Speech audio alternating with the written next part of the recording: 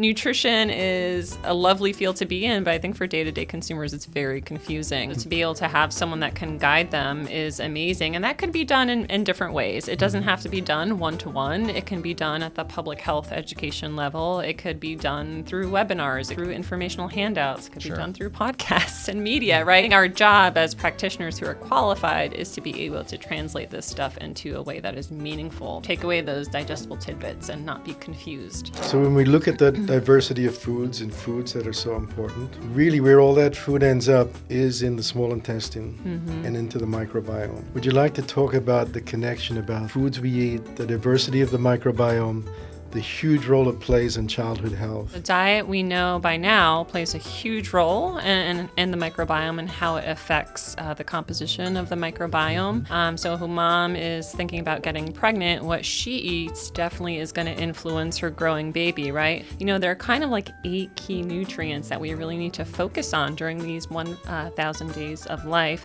And that comes down to the carotenoids, both lutein and zeaxanthin, choline, folate, iron, of course, vitamin D, iodine, and those omega-3 fatty acids. Those really popped out. It's not that the other nutrients are less important. Right. These are the ones that are just ultimately important. That's what you're talking about. The food that feeds the good bacteria that we're starting to learn is related to everything. Our immune system, brain-gut connection, all these different things. Yeah. But then these postbiotics, let's unpack that a little bit more. What are they doing for us? Face it, like probiotics sometimes don't thrive well without the pre. Right. And then we have post. So these are, like, in my mind, like the new kids on the block. Right. So I think collectively we still have a lot to learn about postbiotics. We know that they can be beneficial for gut health. We know that they can be beneficial potentially for whole body health as well. Food manufacturers, supplement manufacturers are interested in these ingredients for the potential health benefit areas they offer to consumers. It's exciting to see that we're identifying kind of these novel iotics, right? For sure. That can help health.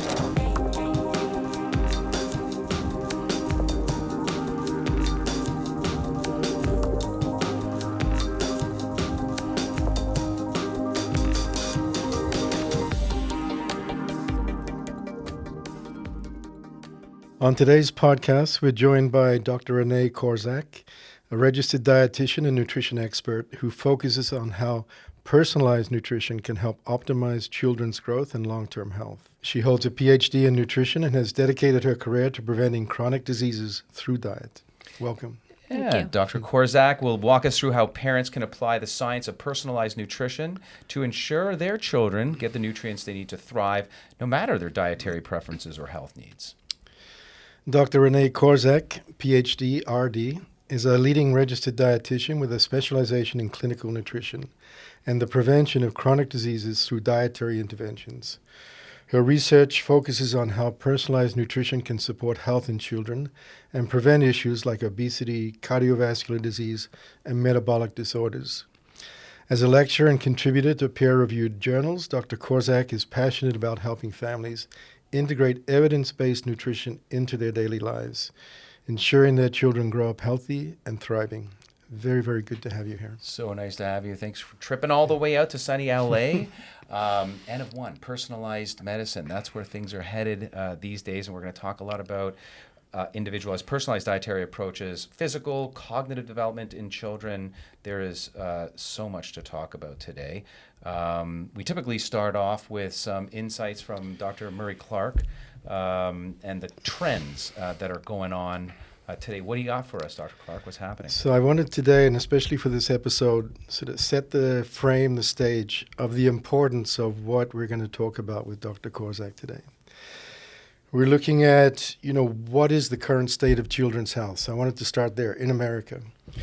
This is from a study, a longitudinal study, Journal of American Medicine, published in 2007, where over the past 40 years, we've gone from 1 in 5 children with some sort of chronic childhood medical disorder, meaning they're on medication in terminal, to 1 in 5. So 1 in 50 to 1 in 5 in the space of 40 years.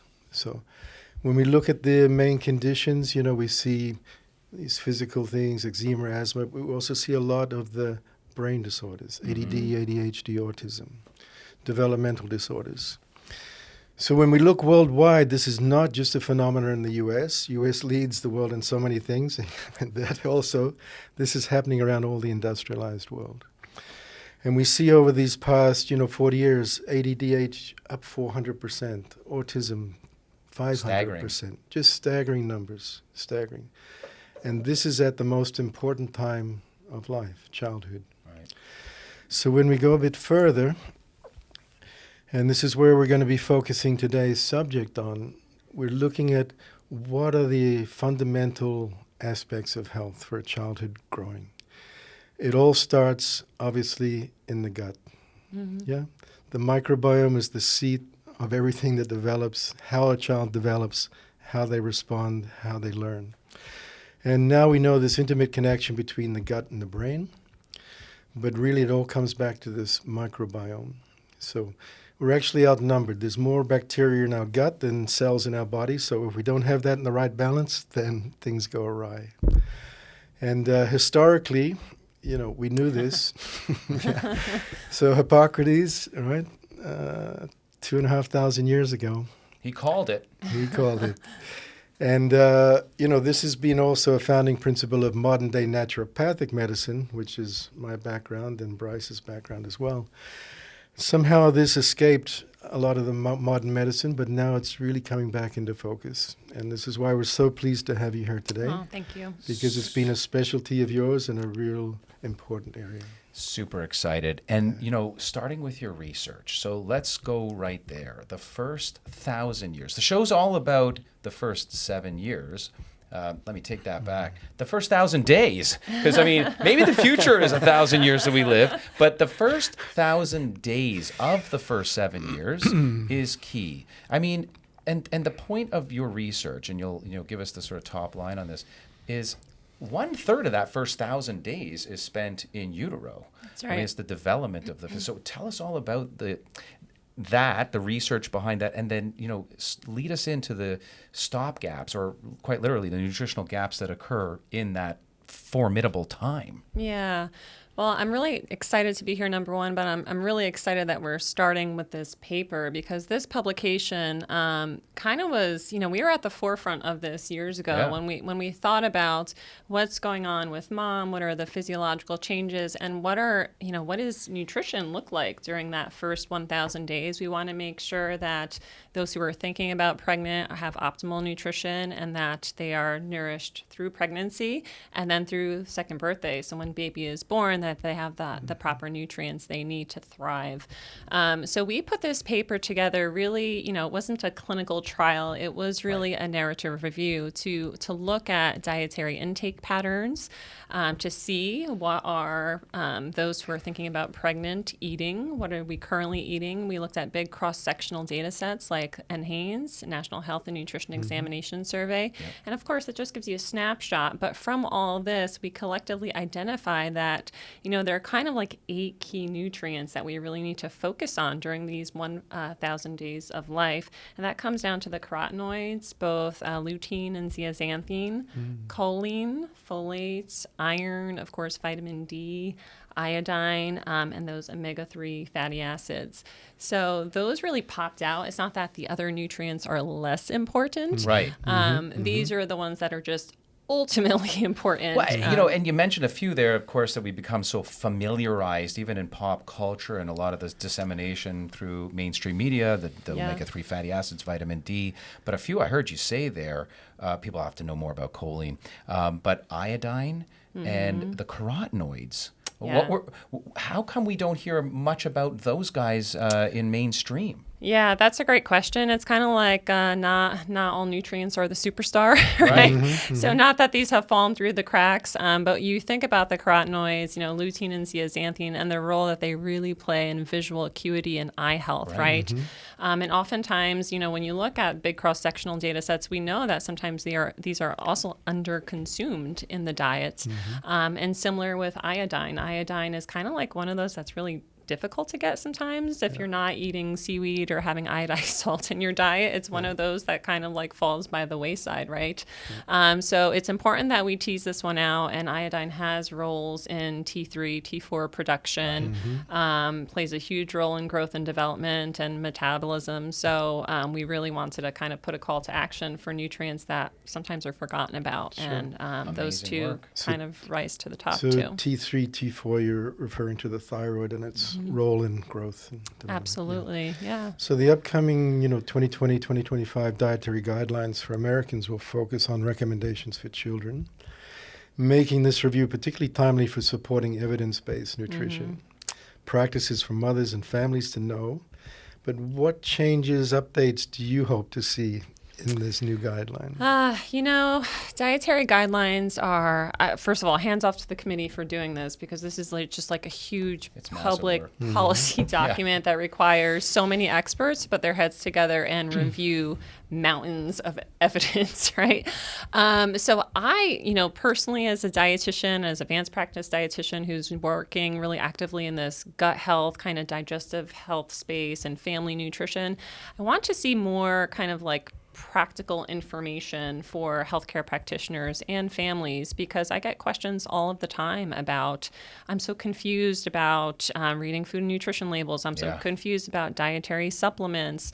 I'm so confused about what sources of food count for these nutrients and how I get them in their diet. And those, for those consumers who are also a bit underserved or have limited financial means, how they're able to get these nutrients from the food that they do have access to.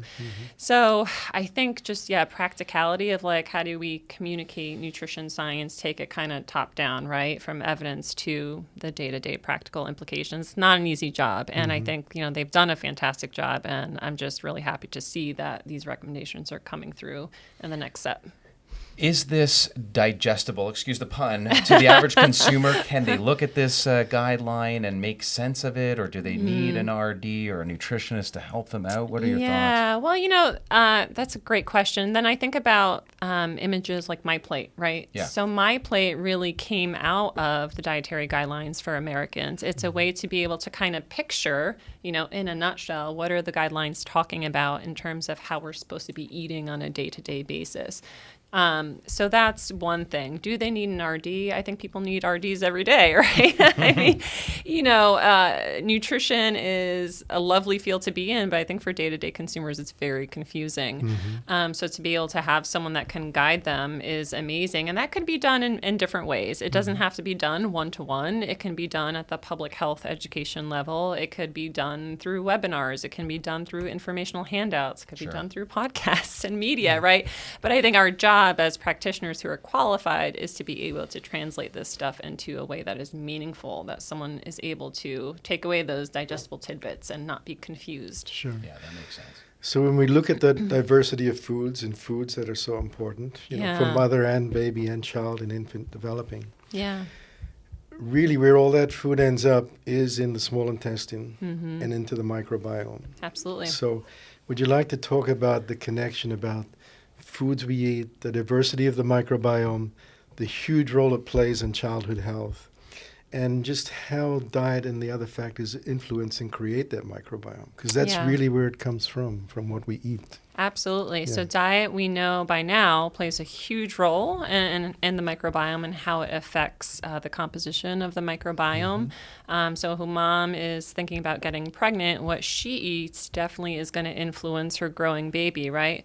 But in the dietary guidelines for Americans, they call out fiber, right? So fiber, time and time again, has always been identified as one of those nutrients of public health concern because we just don't get enough. It's very hard. And I don't want to say fiber is like a magic nutrient, but in terms of how it affects the microbiome, it is so important because the bacteria in your gut, they naturally reside there. When fiber is introduced into the diet and consumed, it serves as a substrate for, those bacteria that are in the large intestine. They use that as food, especially if the fiber is prebiotic and soluble. It can use that as fuel ferments it, and it produces these other beneficial bacteria in the gut, which is great because that's strengthening the gut, right? Yeah. And then we have these short-chain fatty acids, these beneficial metabolites that are produced as a result of fiber fermentation. And that we now know can contribute to whole body health. So when you think about obesity, metabolic syndrome, all of these diseases, that exist in society, I'm not saying they can be cured by fiber, but we can certainly reduce our risk if we were getting more of these, essential nutrients. It's a significant stopgap. I mean, fiber really, in my opinion, it's my humble opinion, is not a true supplement in the order of micronutrient deficiency, let's call it. Yeah. But to your point, butyrate, acetate, these postbiotics, they're the basically, well, let's call it probiotic. Let's call it what it is, probiotic poop. It's what they excrete that we need that you can't really get from many other places. So, and it's a fancy new buzz term of the day, postbiotics. But there's the that's what you're talking about, the food that feeds the good bacteria that we're starting to learn is related to everything, our immune system, brain-gut connection, all these different things. Yeah. But then these postbiotics, I mean, let's unpack that a little bit more. What are they doing for us? Yeah, well, I think this is kind of like this whole area of biotics, right? It's like a newer emerging field. And traditionally, we always talk about pre and pro because, let's face it, like probiotics sometimes don't thrive well without the pre. Right. And then we have post. So these are, like, in my mind, like the new kids on the block. Right. So I think collectively we still have a lot to learn about postbiotics. We know that they can be beneficial for gut health. We know that they can be beneficial potentially for whole body health as well. And we also know that, food manufacturers, supplement manufacturers are interested in these ingredients for the potential health benefit areas they offer to consumers. So I think more to learn from postbiotics for sure, but I think it's exciting to see that we're identifying kind of these novel iotics, right? For sure. That can help health. In your clinical practice, Dr. Murray, what are you seeing in terms of the deficiency levels of fiber in children? I mean, constipation comes to mind, but it's so far beyond the conversation of constipation. No, really, this is where we have to really put things together. So looking at the digestive tract, we can see obvious symptoms like colic, constipation, things like this, which many, many times are a request for more probiotics, prebiotics. That's the corrective measure. But at the same time, when that's happening in the gut, then we also see immune problems in children. We see behavioral disorders in children because the seat of the immune system is also wrapped around the small intestine, all the lymph nodes, the sort of central stations there. So that's when Hippocrates said, all diseases begin in the gut. It's like this is where it starts. And if we don't correct this correctly, then nothing else gets corrected correctly either. So if we keep that perspective, and this is why I wanted to just stress the importance of Dr. Korczak being here, because understanding the importance of the microbiome is where it starts. Yeah. Well, let's get right into it in terms of the research, because these are big numbers. I mean, what you're alluding to, Dr. Murray, is 80% of our immune system is wrapped up into our gut-associated lymphoid tissue, for example. Without the right microbiome diversity, we don't really our guts doesn't do what it should do to be able to absorb certain nutrients. There's this fancy other sort of new flung around term, leaky gut syndrome. People are, sort of talking more about this. Whether or not that's real, which I believe personally it is, there's so much going on as it relates to the development in the first 7 years and the microbiome. Let's discuss. So in this particular study, which I know you're familiar with, the intestinal microbiota, which is, again, just a good healthy bacteria and maintenance of health and development of disease. I mean, it's a big statement for job of development. What does it mean for parents out there? Yeah, well, I really like this paper. It's a little bit of a newer paper, but, I'm happy it's a newer publication because I think this is not new news. It has been talked about in scientific literature kind of historically, but it's become so popular lately, and I think because of all the advancements in digestive microbiome health. But what this paper really focuses on is kind of like explaining development of the microbiome in children and how it's influenced. So mode of birth definitely influences microbiome composition. So there are differences in baby when they're delivered vaginally versus in C-section. This paper really talks about when baby is delivered vaginally, they're acquiring, those bugs of mom's vaginal tract, which is very beneficial. The good bugs. Yeah. The good bugs, right. So you see a higher amount or abundance of the lactobacilli and bifidobacterium. When baby is delivered C-section, unfortunately, they kind of miss out on that opportunity to acquire those bugs, right? So they tend to acquire the bugs that are more prevalent on mom's, skin or whatever's kind of in maybe in labor and delivery room that day, right? So not to say that's a bad thing, but those good bugs are really, really important, right? And then, breastfeeding or formula feeding, that also, diet really impacts gut microbiome composition.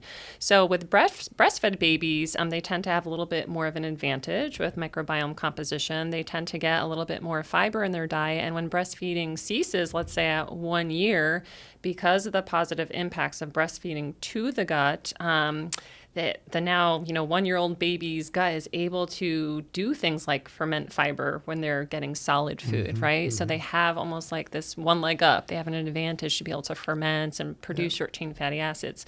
Formula-fed infants, even though I think we still need much more research in this area, seem to be less able to do so, because they didn't have that. I'm going to throw out a big term.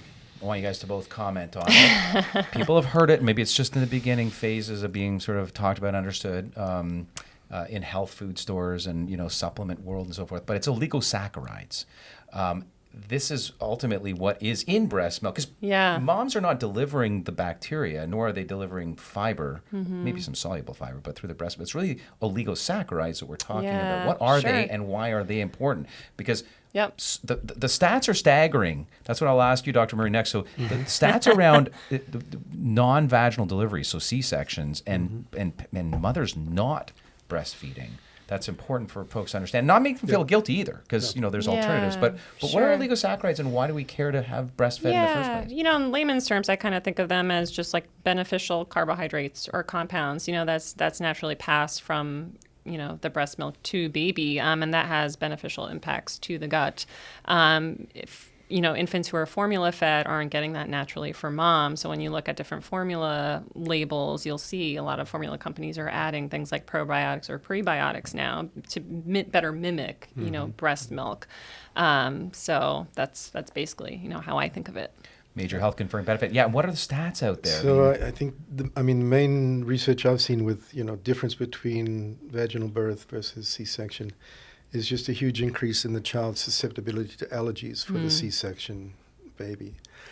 But when we talk about oligosaccharides, also with the breastfeeding nursing, the other very, very important thing we should bring into the conversation is the colostrum, which is given in those first 3-4 days. Yeah. Which has so many different components to it. But in my understanding is what actually sort of initiates the child's immune system to start acting independently. It's like the software that goes in and initiates the immune system. The umbilical cord is cut, and now you're on your own. Your immune system needs to start working for itself, not dependent on your mother. So the colostrum is a part of that as well, and I think also plays a part in seeding that initial microbiome. Yeah. Okay, so now mom's delivered through C-section, and for whatever reason, either feels she can't breastfeed or has been told she can't breastfeed.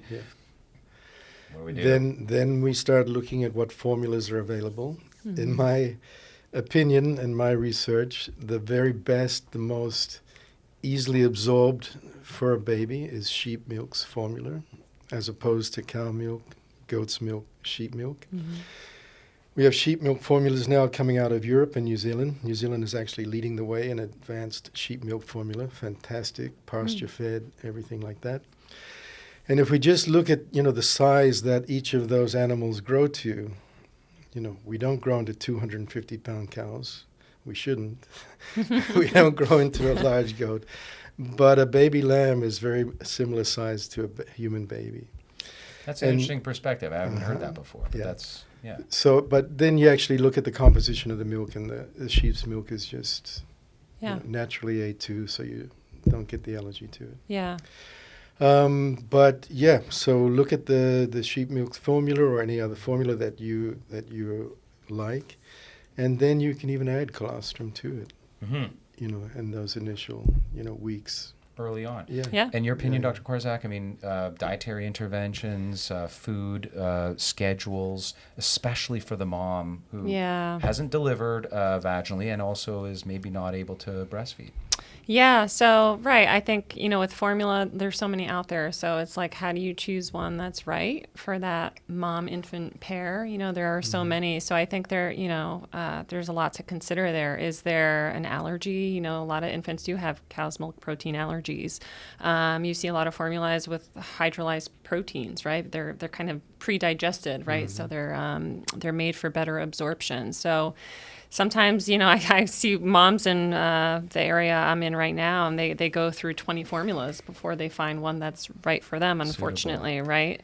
So it's, I totally agree with what you're saying. And I think, advancements in this field is fascinating and much needed. And the research still has to, but that's the chicken and egg phenomenon. I feel like the literature supports the fact that when you're not breastfed and or haven't been naturally birthed, vaginally birthed, the potentiation for allergies and sensitivities exists almost, not entirely, but largely because of that in the first place. Because of the follow-up. Right. Yeah. But again, with the right supplementation, you can really help avoid a lot of those things. Yeah. No, that's a great point. Yeah. So, how do probiotics and other gut health supplements really fit into the picture of supporting healthy digestion in young children, in your opinion, Dr. Korczak? Are there places to go? Actually, before we get into that, places to go, resources and so forth, what does the literature say? Yeah, well, I think, as a good scientist, you look at the good, the bad, and there's a lot of inconsistencies sometimes in publications, right? So I think probiotics certainly do have a place. I always think about, what's the condition or what's the symptom that we're trying to help a child with? Is it diarrhea? Is it constipation? Are they having occasional constipation versus something that's more chronic? What's the problem? Because that's why I think the strain, the specificity of the probiotic really matters. Not all strains may be appropriate depending on what they are going through. So that's where I think the literature really, has to better tease out and make kind of recommendations towards, like, my kid has diarrhea. Okay, this is efficacious. And we know there have been studies, a lot of them with mixed results, right?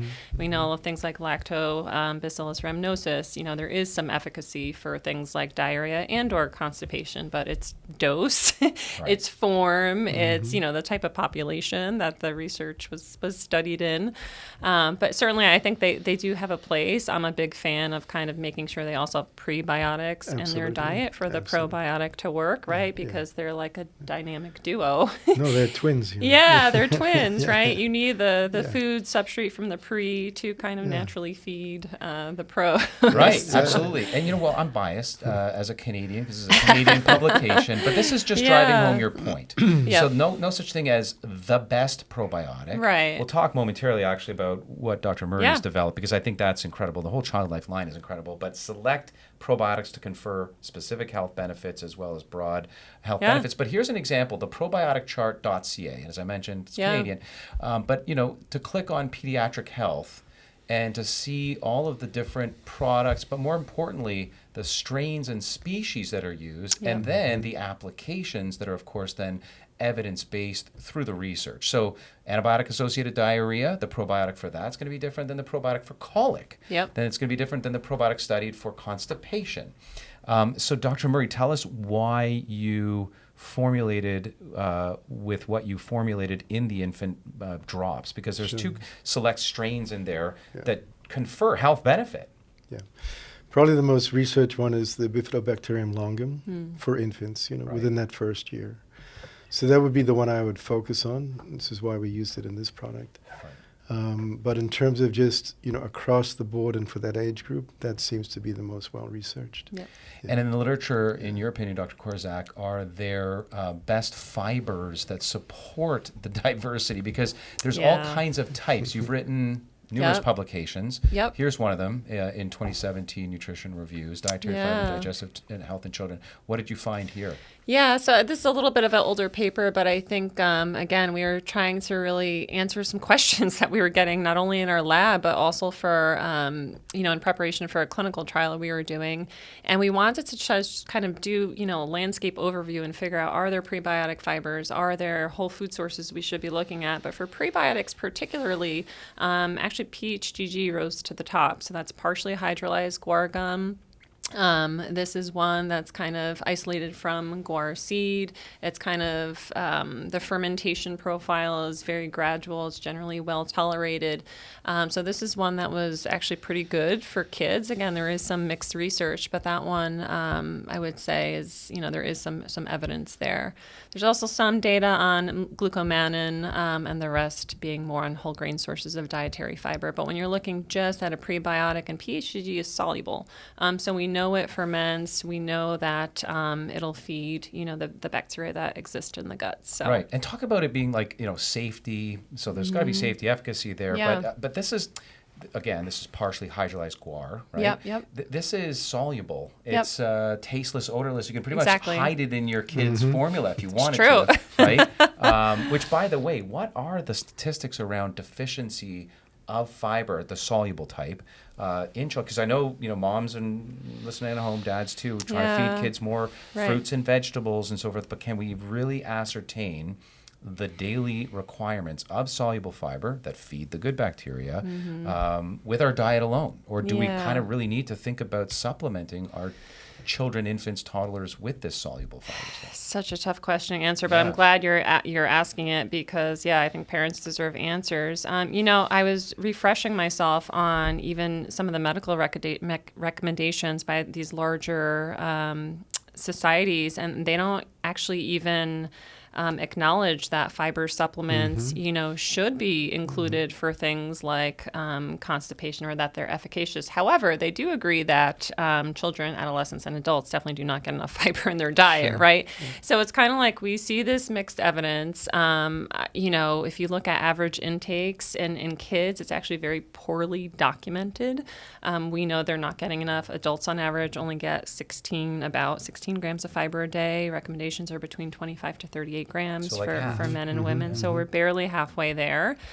For kids, I think we need better studies to be able to capture average intake levels, because there are very few studies from what I've seen. So in a big perspective, and you can address this, is that, as we have shifted away from a food plant-based diet, meaning homegrown, straight from the field, straight from the farm. Yeah. And as soon as we start processing foods, we lose that fiber, right? So a huge shift occurred in the last 30, 40 years also in the food industry, where we've moved from a fiber-based diet to a non-fiber, processed food diet. So perhaps that's a bigger wave that's occurred behind the scenes. Yeah, and I think, there's ways to get fiber in your diet from, natural plant-based sources, but, there's families who buy packaged foods, right? So I think there's no perfect answer here. It's kind of meeting people where they're at, and giving them the education they need to be able to make the best choices possible. So something as simple as, when they're purchasing a packaged food, look at the nutrition facts label, look at the daily value for fiber. I always tell clients, consumers, aim 20% or more, because that's considered high. We know the daily value for fiber is 28 grams a day. If it's high in fiber, you're getting, close to 6 grams at least in whatever you just purchased. So that's a way to kind of... No, it's a great one. Nutrition, the labels have gone to maybe a little simpler, easier to read, but they're still, they're hoodwinking. This is big food industry. I don't want to put it up there with big pharma, but it's close. They're hoodwinking. You got to really dive deep. And so to your earlier point, refined carbohydrates, ultra-processed foods being devoid of fiber, and the fact that we're even less than we need to be in fiber through the first 7 years. Tell us about the correlation to that and the obesity epidemic, because that, really they go hand in hand. Right. And we know, from epidemiological studies that people who don't get enough fiber in their diets are more at risk for pretty much everything. And certainly obesity comes into play. So, is it the only solution? No. Is it part of the solution? Yes. I think, getting more fiber in the diet is certainly going to help in the prevention of this obesity problem that we have across the entire country. But how do we get there? How do we, as public health professionals, as healthcare professionals, still encourage people to make these changes? Nutrition is so hard because you have to do it, right? People have to do it. I can't do it for you. Right. So that's what's really, really difficult. And clients I see to day, I can give them the best dietary plan full of fiber, but at the end of the day, they have to implement it. And that's so hard. Hard. And apart from the fiber, I think focusing on fiber is a huge, importantly subject. In addition to the fiber, what are the other dietary habits that you think contribute to this obesity? Oh, gosh, I think, too much screen time, sitting around the table and even having the TV on is huge. Not enough physical activity. I think family meal time and family meal planning. I get you saw my website. My girls are in the kitchen with me all the time. That's right? where it starts. My experience, because I've got, they're not so young anymore, but 19 and 17-year-old, but when they were young, and we hear a lot about, professionals like yourself telling us about walking the external aspect of the grocery store, right? Where we're going to find all our fruits and vegetables and whole unprocessed foods, which are typically central aisles to the grocery store. Yeah. But early days, I actually was starting to hold my children accountable by asking them to audit the fridge. And what I would say is, the rule is in this family, you try to achieve every color of the rainbow every day. Yeah. And the recommendations are, correct me if I'm wrong, half of a cup of each color, let's call it 7 colors of the rainbow, red, orange, yellow, green, blue, and purple, for fruits and for vegetables. As long as you achieve that, we're good. But I don't care what purple you care to eat. Just make sure it's purple, like purple grapes, purple cabbage. That's your job. So they would often go into the fridge and they would be like, you know what, Dad, we're out of red. Can we get some cherries or refill on strawberries? Right. And it worked. And so I brought them grocery shopping. They would make sure they chose their favorite of those colors. I would show them and measure. And that became the accountability factor for the families, having the children audit the fridge. And then the next step was get them in to the kitchen, have hands-on. We're missing that in this day and age. It's a culture thing, certainly in the Western world. Yep. What are your thoughts about that? Your 2 children are just at that age now where you can bring them in, hands-on, getting dirty, appreciating the end result. Do you see the effects yourself? Absolutely. They're very good eaters, I think, because of it. And certainly my little one, Hannah, she went through a small picky phase, but now, she's fantastic. And I think it's because we introduce all fruits and vegetables, all whole grains. And if they don't like it, it's like, okay, we'll try again. No offense taken. Right. But it's just that process, those family values we instill. We go to the grocery store together. We go to the farmer's market together. We cook all of the time. And sometimes, too, for families, it's like take a food that's familiar to them, like pizza. Who doesn't like pizza, right? It's something that's practical, but it can be healthy and it can be delicious by adding things like your fresh veggies, maybe using a whole wheat crust or a cauliflower crust instead of, the white flour. Sure. So something as simple as that too. Let's start there. Take a food that's very mainstream in your household and let's make it healthier, right? Or what I've seen is pizza that has purple crust. Yeah. Adding some of the remnants of grape. It's hard to find, but that's polyphenols. Yeah. But just to connect the dots here, so what were the first 2 nutrients you mentioned for the eye health? Lutein and zeaxanthin, yeah. And where do we get those? In the different colored fruits and vegetables. Typically orange and yellow variety. That's right? it. Yeah. So it all comes back to just this variety of foods, right? Not just concentrating 1 or 2 or 3.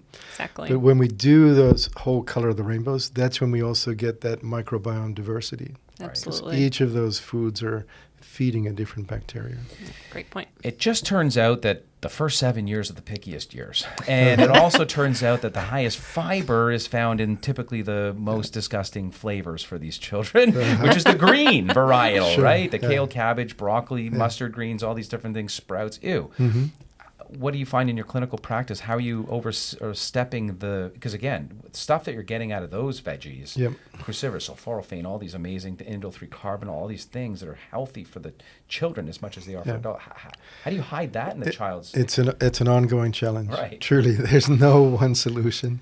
Yeah. And then every parent just has to find a way where and how much they can actually introduce and smuggle those things in when they can. Yeah. I mean, Right. But it's, I guess, we're driving home the message that, most kids are picky. What is the statistic? How often do you have to bring that same food in front of your child before finally maybe you get onboarding? Yeah, many. I think it's 10 or more. Right. I was going to say sometimes even in the dozens. Yeah. I don't want to go too far down the rabbit hole of, but I do want to bring it up, the current trend right now. And just to juxtapose, because we start with diet, starts with food, and then we move into supplementation. Sometimes things like probiotics and fiber require supplementation going beyond diet. But this trend these days of thinking about managing the obesity that we're loosely describing with drugs, like GLP-1s now are being advised for children who are overweight. I mean, what do you say to that? I mean, we're not going to go too deep into this, but what's your opinion? I mean, seeing all this, a drug approach for first 7 years, really? When we have the option to go to diet first? Right. It's extremely difficult and I think complicated, right? In a case like that, you'd probably agree that you need a multidisciplinary kind of healthcare team, including a dietitian. But yeah, oftentimes I think it's very complex. You don't know what the food environment is at home. You don't know what other things that child might be going through academically or socially, what might be leading them to overeating or choosing, highly processed foods over the fresh foods. So I often think in those cases, it takes a team, right, before you can even start making those dietary changes because, if the person's not ready to even hear it, especially kids, it's very And difficult. Isn't this maybe even born out of food or good, healthy food deserts? I mean, we're facing that as a society in North America, right? I mean, you've constant. This is really the socioeconomic, status. This is we're not going to dive too far down this, but because they're living in food deserts and all they have access to is fast food, they're exposed to that. Mom and dad does it and they see it, and so they replicate that behavior. But age 3, 4, 5, very impressionable years. Fast food becomes, and that devoid of all the micronutrients we're talking about, fiber and so forth, the go-to. It's cheaper, it's tastier, and it's the go-to. But even if they decide, and here's the question, if they decided to maybe move toward a healthier diet, parents that is, they don't have they don't really have much choice or selection, at least nearby. In many cases, this food debt. So, in that context, tell us a little bit about. Even though it's always better to go with food. Yeah. What is one to do through the supplement, at least the multivitamin, multimineral, DHA, So, my perspective has always been like we live in an imperfect world. The environment's getting harsher and more challenging every year. So children really have a dichotomy or a double challenge. One hand, they can have deficiencies in their diet, essential vitamins, minerals, omega-3 fatty acids, amino acids. So on one hand, they may be more likely to have a deficiency in any of those if they're eating a processed food predominantly.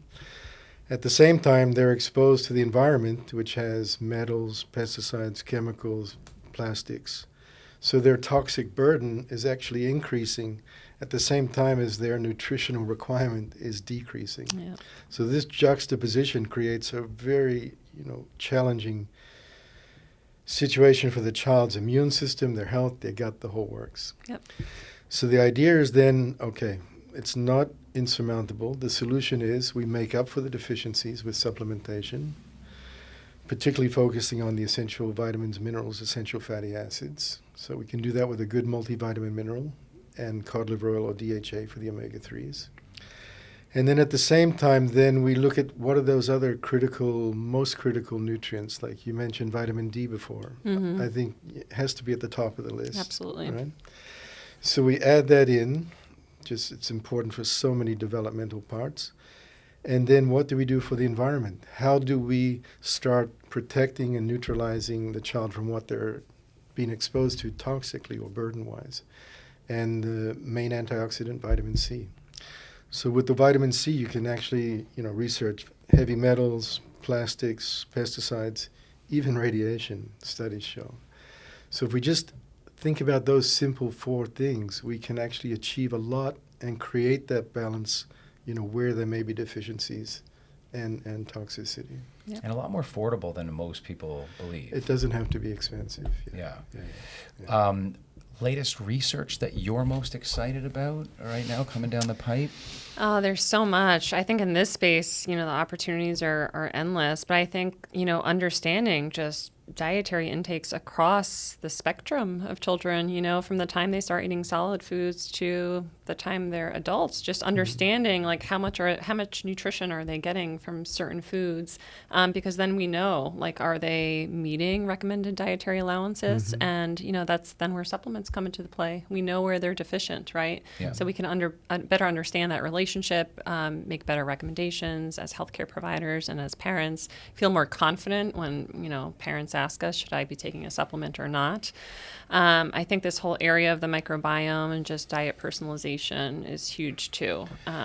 So let's get to that, because before we get to some questions from our Sure. listeners and viewers, testing methodologies, there's so much out there. Microbiome testing is what I'm referring to.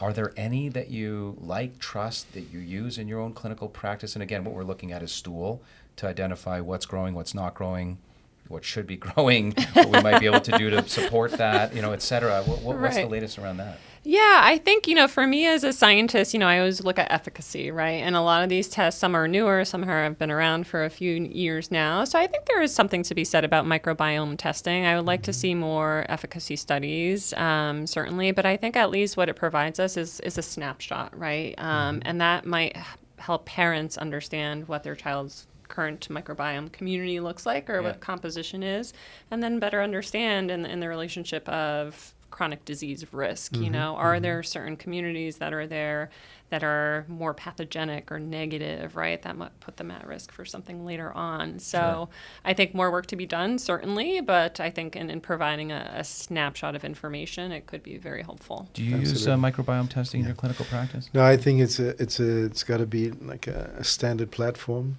for any child, whether it's coming in with a GI, problem, or an immune problem, or a brain problem. Again, it goes back to the microbiome. So I've used a lab. They've gone through many evolutions, but they were really the first ones to start off with. It used to be called Great Smokies Lab, started by naturopathic doctors. Now it's evolved into, Genova Diagnostics. So they look at the microbiome, they look at the prebiotics, they look at the short-chain fatty acids, they look at the yeast, the bacteria, parasites. So you get a very, very intimate look into the inside of what's going on. Yeah. And clinically find it very helpful. Yeah. Yeah. Yeah, and again, you know what? I like them as well. They run, not just what's growing, what's not growing. Do we have to maybe get rid of an invader, potentially pathogenic? Not stuff that typically is going to land you in the hospital. You'd know if you had that or not. C. difficile and some of the really dangerous ones. But those that ride on that sort of potential for pathogenic, and we got to maybe think about getting rid of them kind of stuff. And then the diversity factor. Yeah. But what I love about that lab, because I use them in my clinical practice too, is that they will essentially provide the clinician the best approach, whether it's, by the way, it's a conventional antibiotic that needs to be used, or a natural herbal, by looking at potential for resistance. So I think that's so helpful. But also the postbiotics. They're looking at short-chain fatty acids, butyrate and butyrate acetate, all these things that we talked about right at the top. And if your child is suffering from pigeonholed weird diagnoses of exclusion, colic that maybe is irritable bowel or whatever that that you want a little more insights on, I think that is definitely the way to go. There's a number of them out there, but I believe, like you, that these guys are probably doing it one of the best out there. So I'm glad you brought them up. And then, of course, enzymatic discrepancies, right? Typically, children don't usually have those kinds of issues, deficiencies in the stuff that helps to digest the macronutrients, carbs, proteins, fats. But it can happen, and this lab will identify it if and when it does, right? Very helpful. Yeah. Are you game to answer some questions from I love questions. Social media? Okay. Yes. So why don't I lead us off here? We've got a bunch. The first one is from Instagram. And they're asking, Sherry is asking, what are the best supplements or foods to support my baby's microbiome, especially after C-section? Well, we loosely discussed this earlier on, so she can rewind to the sort of midsection of today's episode. But if you could reiterate that for Sherry.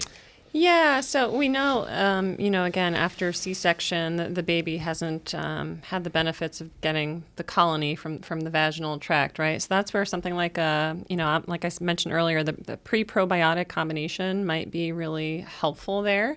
And there are many, many brands, I think, that are out there. I'm always looking at efficacy. I'm not going to call out specific brands, but if you do your research, there's many out there. Another thing I would touch on, though, and this might be an opportunistic space, is we tend to not focus not so much on mom in the postpartum phase, right? Yeah. So I think, nourishing mom and making sure she's getting back on track. So maybe she does want to initiate breastfeeding at some point. If she's using formula first, that could be a way to almost help rebound, so I do think a lot about mom in that postpartum phase, because I think we think of baby right away, which is of course, but we don't want to neglect mom in the postpartum phase. Well, I would argue, especially in those instances where maybe they've been found to be Hep B positive, have to go on a course of antibiotics, even if they're wanting to go forward with a natural birth, they need that replenishment, post-antibiotic, probiotic delivery, right? And then again, those insoluble fibers that help to feed the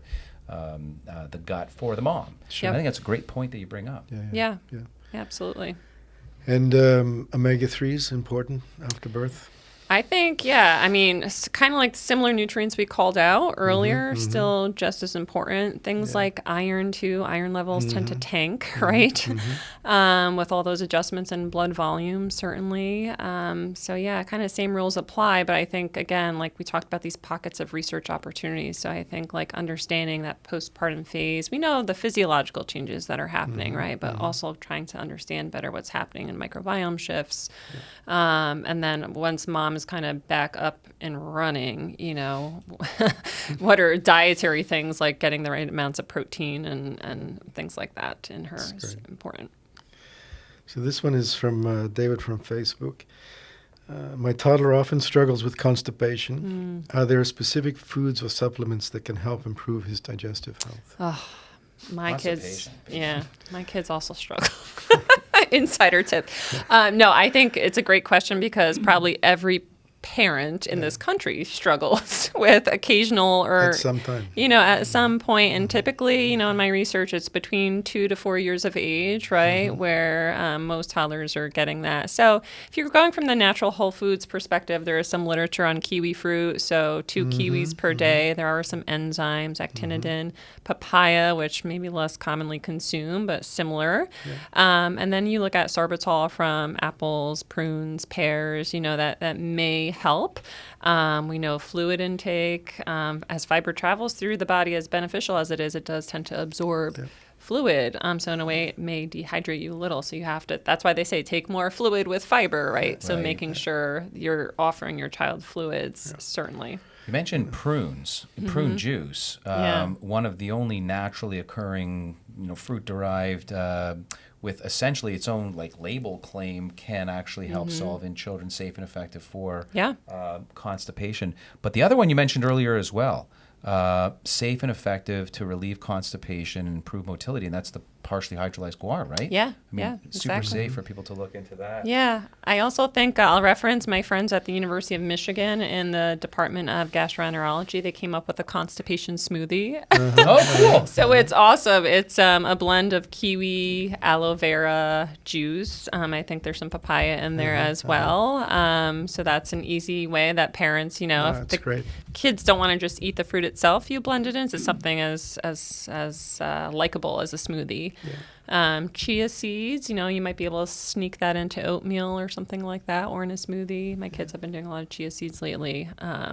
So there are some things I think that can help. The trick is making sure that your kid is actually consuming them, which is often the harder part. Well, that's just it, right? Making it fun and interesting. And, so hopefully, David, you're looking at this. And there you go. The recipe is pretty easy to follow. See if Yeah. your guy or little one is willing to do it. Looks like 1.5 cups total volume. Might be a little bit much for a young kid. Yeah, this is more an adult-friendly recipe, but I think you know, it can translate, and you'll Yeah. you can maybe freeze some, give it to them as popsicles. But there's a little bit of aloe in there, some kiwi, papaya, kefir, right? Yeah. Which delivers, and again, probiotics within this fermentation yogurt kefir.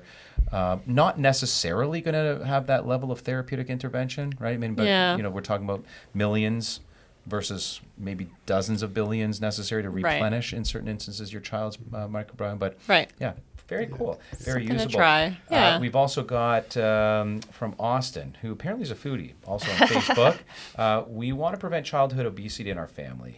Yeah, we started talking about this. What are some healthy snacks and meals that we can introduce that kids will actually? Before you answer the question, it just reminds me my trips to Japan. And coming to learn about some of what they do. First of all, portion control is way better in check there. The culture, you know, types of foods that support the microbiome, you know, all kinds of fermented foods, and that, you know, they're sort of their go-to, and they learn early. Their palates are different, so they learn, and they appreciate some of that stuff that feeds their microbiome. So all of that aside, there's a saying called Hari Hachi Bu. Not sure if either of you are familiar with that, but it loosely translates to English as eat until you're 80% full. Now, this is not advice for children per se. Right. But, again, they model through us. They learn from watching us, right? So maybe downsize the plates, downsize their supersize, and so forth. But eating to 80% full, who even knows what that means? 80% full, I can't. But that's what they do. They practice not being bloated. And so my little tip around 80% full is, even if you don't know what that means, and this is really more for adults, I'm not asking, you know, parents to limit what their children are eating, but have that glass of water with fiber, soluble fiber, down the hatch before having a full meal. You're gonna get the benefits of the fiber, the prebiotic, and guess what? Your stomach's probably now 20% full, so you should only maybe fill it up with that extra 80%. So anyways, that's my 2 cents. But childhood obesity, we're all looking to prevent that. Snacks, meals, what are some of the macros? How are they? What's that plate? It's full circle back to like sort of the my plate, right? What should parents be looking to do for their children? I mean, it's such a complicated topic, and each family is, you know, different, right? And what they're buying and what they're feeding their children. So I like what you mentioned actually about this 80% full, because there's this scientific term that's pretty actually common. It's called satiety, right? It's this feeling of fullness you experience after a meal, or maybe a beverage in this case. So some people ignore that cue, you know, and they tend to overeat. You actually see this a lot in the college setting. That's why, you know, that freshman year, people gain the 15 pounds, right? Because it's very social to eat. They're eating out. They're with their friends all the time. So a lot of people turn that cue off and ignore kind of the hormones that signal the brain that I'm full. So I think that there's something there. I think portion size, certainly, like when I pack my kids' lunch, we pack it in a bento box, actually, right? And it's a good way to kind of achieve the rainbow concept, you know, add a lean protein, do the fruits, the veggies, the whole grains, and they love it, and they love building the lunch with me. We talked about getting them involved in meal preparation, taking them to the grocery store. So, you know, we don't live in a perfect world, and this is hard. So I think it's got to be just, you know, small changes eventually, hopefully. Small and steady. This is an impossible question to answer, but I'm going to ask it anyway. If there was just one thing within the Child Life line that, in context of supporting good gut health and, you know, the microbiome, what's your go-to? Like, what's the one thing you're often recommending your patients in clinical practice? My favorite is the colostrum with the probiotics. You know, there's a lot of products with probiotics by themselves, prebiotics, probiotics, but for me, the colostrum is really like the foundational strata. It lays that foundation, both for the immune system and for the digestive tract. So combining colostrum with probiotics, that would be my favorite. I love it. Yeah. And you mentioned it earlier, it's beyond just the first, 6-8 weeks in, the child's life. This can extend throughout their first year or two, or? Sure. I mean, again, I look, are there symptoms involved?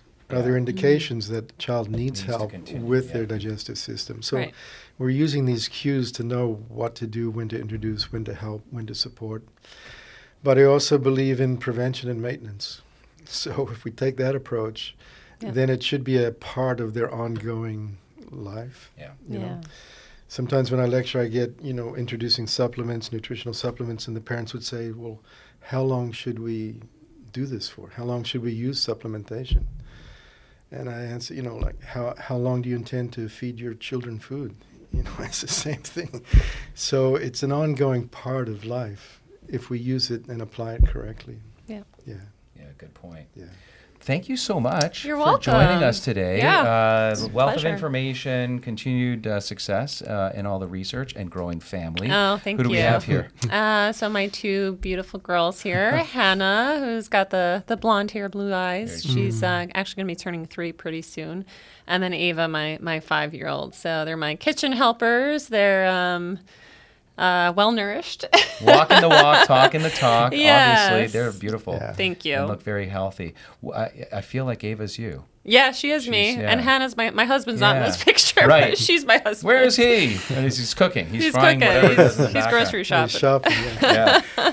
No, thank you so much. Dr. Thank Korczak. you. It's it's a pleasure to meet somebody who has delved into the field so well, Thank so you. scientifically, Yeah. and is also now applying it in a way that other Yeah. people can use it.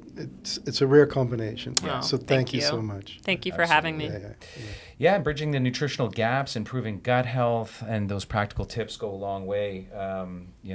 Check out these resources on Dr. Korczak's site, dr.reneekorczak.com.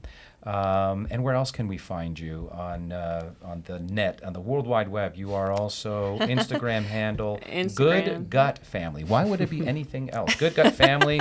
That's your Instagram handle there. Yeah. People can follow you there. Yep. And you're making recommendations. Give this a try. I'm not going to open that up right now because it'll be a surprise when somebody goes and checks it out. Yeah, I try to do a good job of whole foods and packaged foods being realistic for families, but stay tuned. There's a lot more coming. Very cool. And thank you all for joining us on the first 7 years. Don't forget to subscribe and share this episode with any parents or caregivers in your life if you're not one yourself. And together we can help raise a happier, healthier generation. Until next time, take care and stay connected.